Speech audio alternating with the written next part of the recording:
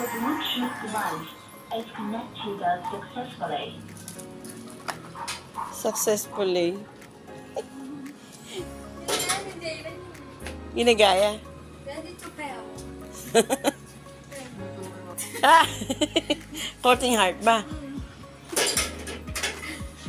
Jalen talaga. Matalini bata. O, babay na. Tapos na po ang misa.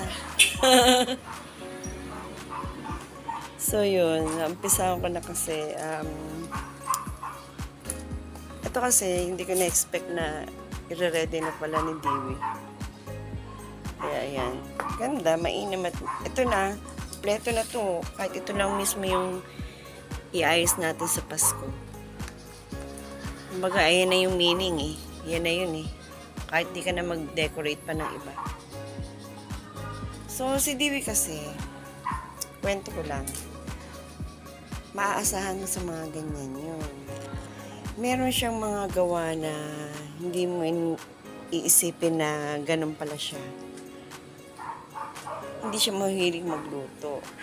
Pero mahilig siya mag-init ang ulam. Mahilig siya magsangag. Yun.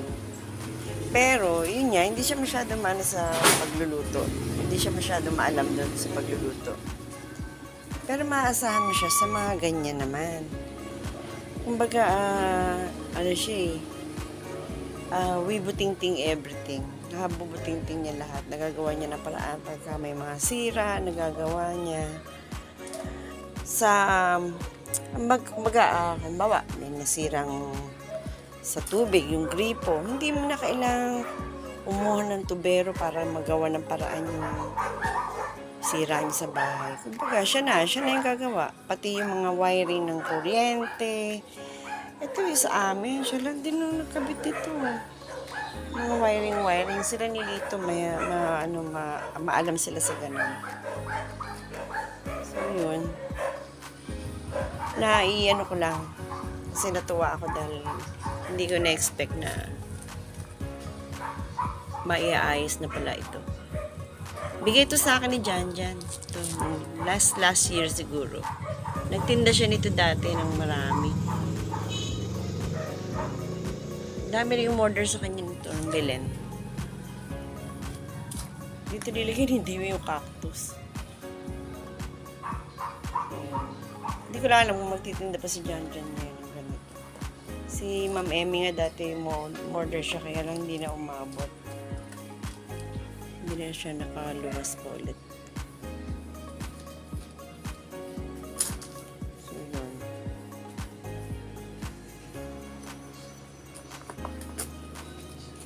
So, sila Luis po.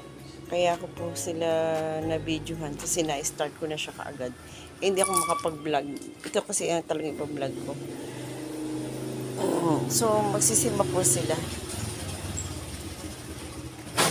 Ay, kwento tuloy na si Jalen may nakitang sa binti ng daddy niya, courting heart. Naisipan ng bata yun na heart daw heart. Galing niya. So, yun po. Dito lang po at naikwento ko rin po na si Dewey ay dati pa man itatawag na siya Jack of all trades siya. Doon siya inahangaan ng mga boss niya dati. So, bye-bye!